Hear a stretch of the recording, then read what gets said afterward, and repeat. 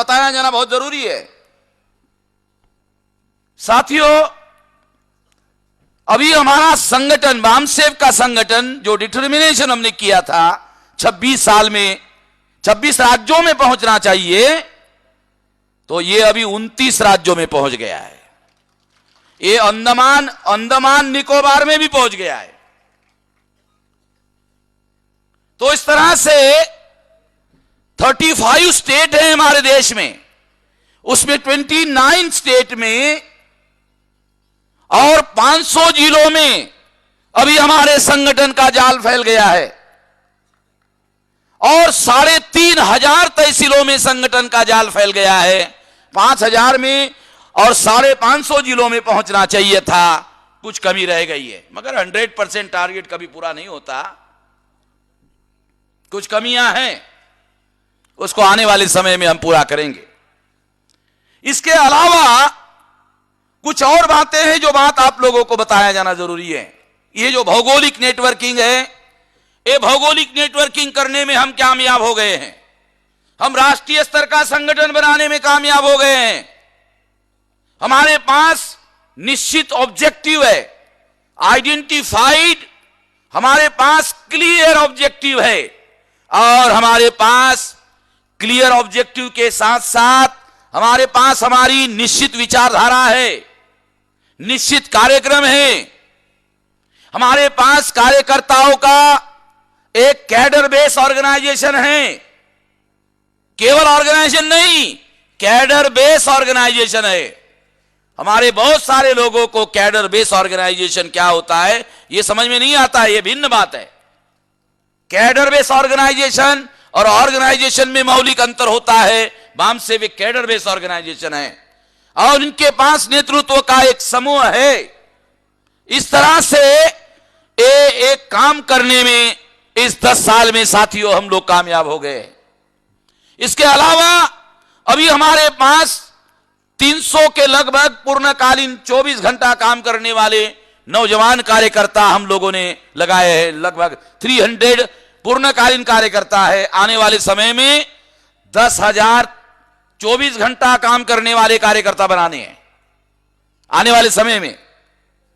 अभी हमारे पास 300 हैं। 29 स्टेट हैं, उसमें 69 ऑफिसेस है जिस पर 25 लाख रुपया सालाना रेंट देते हैं हम लोग, रेंट और इतर खर्चा करते हैं। ये इतना बड़ा जाल जो है ये सारे देश भर में फैल गया है। भौगोलिक नेटवर्किंग के साथ साथ अभी हमारे पास में सोशल नेटवर्किंग के अंतर्गत शेड्यूल कास्ट के, मोस्ट बैकवर्ड शेड्यूल कास्ट के, शेड्यूल ट्राइब के, मोस्ट बैकवर्ड शेड्यूल ट्राइब के, एनटी, डीएनटी, विजेएनटी के, एक्स क्रिमिनल ट्राइब्स के, और एमबीसी के, ओबीसी के, और इनसे धर्म परिवर्तित मुस्लिम, सिख, ईसाई, बुद्धिस्ट और जैनों में भी हमारे एससी, एसटी, ओबीसी के कन्वर्टेड लोग हैं, धर्म परिवर्तित लोग हैं। तो ऐसे 2300 जाति के कार्यकर्ता हमारे साथ काम करते हैं। 2300 जाति के कार्यकर्ता। और अभी जाट महासभा के कार्यकर्ताओं ने हमारे साथ कोऑर्डिनेशन किया, मगर हमारे वामसेव के साथ जाट जाति के कार्यकर्ता भी पंजाब हरियाणा के साइड में काम करते हैं। साथियों, सोशल नेटवर्किंग के अंतर्गत 6000 जाति के टुकड़े हैं। ब्राह्मणों ने ये जाति के टुकड़े बनाए।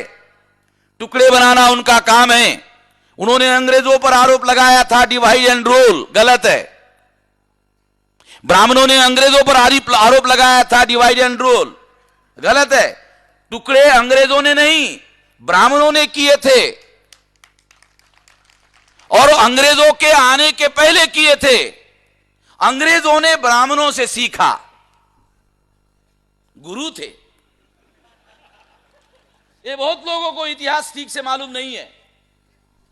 अंग्रेज थोड़े चालाक थे, होशियार थे। उन्होंने ब्राह्मणों से सीखा और ब्राह्मणों पर लागू किया। वो चालाक थे। इतिहास की समझ को थोड़ा सुधारना होगा हम लोगों को, हमारे पढ़े लिखे लोगों को सुधारना होगा। क्योंकि हमारे पढ़े लिखे लोगों ने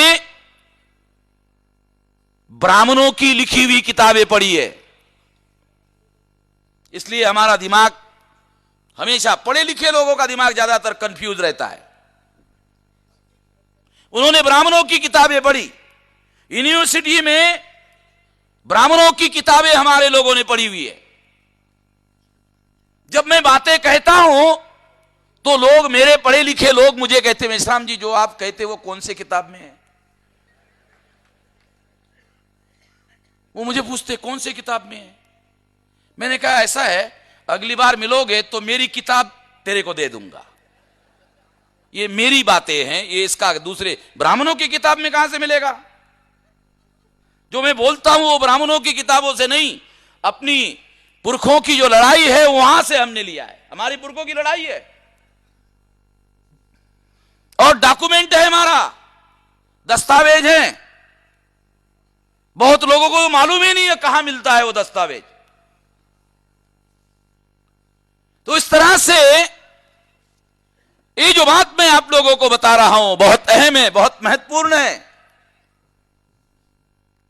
इसलिए ये 2300 जाति के टुकड़े और उनके कार्यकर्ता हमारे साथ देश भर में जुड़ गए हैं।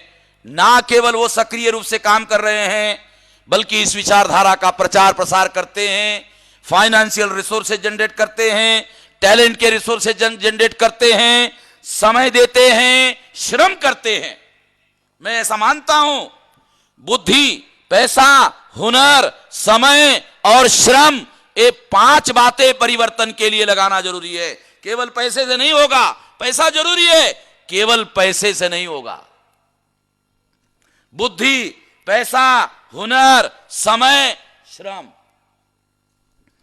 इतनी बातें इकट्ठा करके लगानी पड़ती है।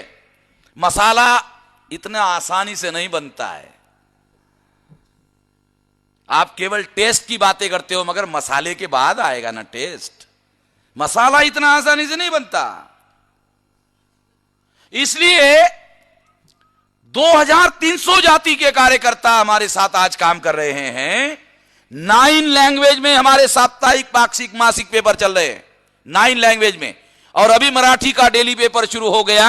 100 डेली पेपर शुरू करने का प्लान है। 100 डेली पेपर हमारे होने चाहिए। हमारा इलेक्ट्रॉनिक मीडिया होना चाहिए, जैसे घुमरिया जी ने कहा कि हमारा इलेक्ट्रॉनिक मीडिया होना चाहिए।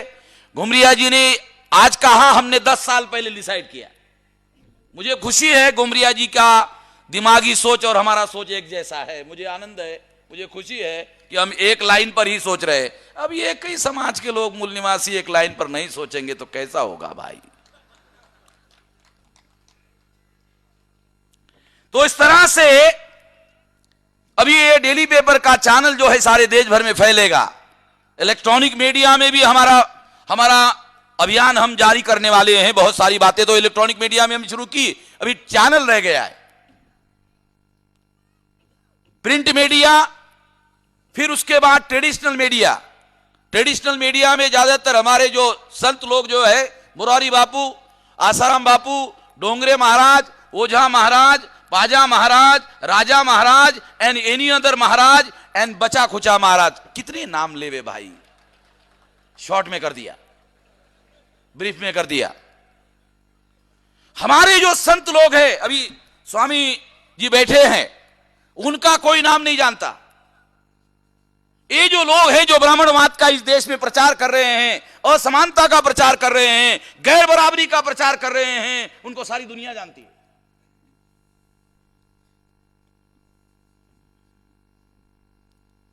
साथियों, हम अपना ट्रेडिशनल मीडिया भी शुरू करेंगे। हम अपना ट्रेडिशनल मीडिया भी शुरू करेंगे जिसमें हमारे संत होंगे और ऑलरेडी है।